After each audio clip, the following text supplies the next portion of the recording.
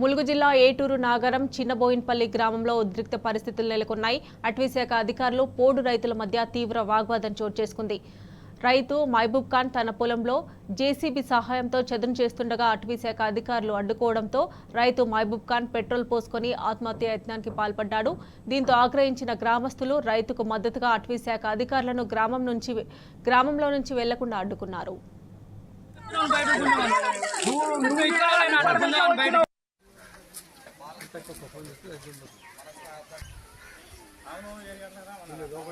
అంతే కదా రాజు. ఇప్పుడు వాళ్ళకి అప్పచెప్తాను మనం పోలీసు వాళ్ళకు, వాళ్ళ ఎవరిది అయితే వాళ్ళకి అప్పచెప్పండి, బండ్లు తాళాలు మీకు ఇస్తాం. ఎందుకంటే ఈలోగా టైం ఉంటే మా డిఎఫ్ఓ గారితోనో లేకపోతే ఎస్పీ గారితోనో మంత్రి గారితోనో మాట్లాడి ఏదో ఒకటి చేసుకుంటాం కదా. నా పేరు మహబూబ్ ఖాన్, మా డాడీ పేరు హుసేన్. నేను ఈ పొలం చేసుకుంటున్నా. మా డాడీ ముందు మా తాత గత 50 సంవత్సరాల క్రితం నుంచి ఈ పొలం చేసుకుంటారు. మా తాత తనంతరం మా డాడీ చేసుకుంటున్నాడు. మా డాడీ ఆరోగ్యం కారణం వల్ల, మా డాడీ పక్కకుండా వల్ల నేను చేసుకుంటున్నా ఈ పొలాన్ని.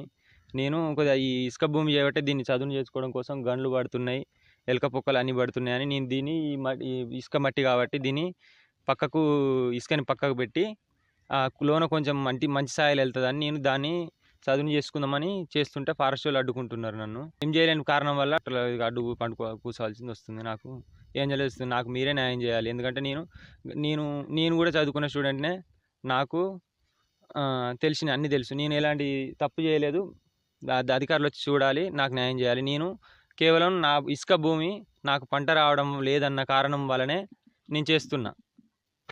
నా పేరు వడకాపురం సారయ్య, గ్రామం చిన్నవైనపల్లి. నేను ఏటనార మండలం తెలంగాణ రైతు సంఘం అధ్యక్షుని. ఈ చిన్నవైనపల్లి గ్రామ పంచాయతీ పరిధి పెద్ద వెంకటాపూర్ గ్రామంలో రైతులు, గ్రామస్తులు అందరం కూడా ఎంత బతిలాడి, ఇది రెవెన్యూ ల్యాండ్ అని చెప్పి మేము ఎంత బతిలాడినా కూడా అధికారులు వినకుండా అతన్ని పట్టుకెళ్లే క్రమంలో అతను ఆల్రెడీ కిరోసిన్ పోసుకొని నిప్పంటించుకొని అటువంటి ప్రయత్నం చేసిండు. దాని గ్రామస్తులందరం కూడా మేము అడ్డుకొని ట్రాక్టర్లను ఆపినాం. మేము ఒకటే చెప్పేది ఏంటంటే, ఫారెస్ట్ అధికారులు కూడా ఏది ఉన్నా కూడా దానికి ఎంతవరకు చూడాలో అంతవరకు చూడండి. మేము కూడా వాళ్ళని తప్పుపడతలేము. వాళ్ళు వచ్చినందుకు కూడా మేము వాళ్ళని ఏమి ఇబ్బందులు పెడతలేము. వాళ్ళకు కూడా మేము మంచిగా రిక్వెస్ట్ ఇచ్చినాం. అందరం కూడా గ్రామస్తులం మర్యాద ఇచ్చినాం. మేము ప్రభుత్వం మారిన తర్వాత కూడా పాలన మారుతుందని చెప్పి మేము అందరం కూడా భావించినాం. కాకపోతే ఈ ప్రభుత్వం మారినాక కూడా మాకు ఇటువంటి ఇబ్బందులే కొనసాగుతున్నాయి. కాబట్టి దయచేసి ఇక్కడ ఉన్నటువంటి మంత్రి కావచ్చు, ఈ నియోజకవర్గం ఎమ్మెల్యే సీతక్క గారు కావచ్చు, ఆమె దృష్టికి మేము ఈ విషయం పోవాలని చెప్పి మేము మీడియా వాయిస్ కూడా ఇవ్వడం జరుగుతుంది. వెంటనే సీతక్క గారు స్పందించాలి.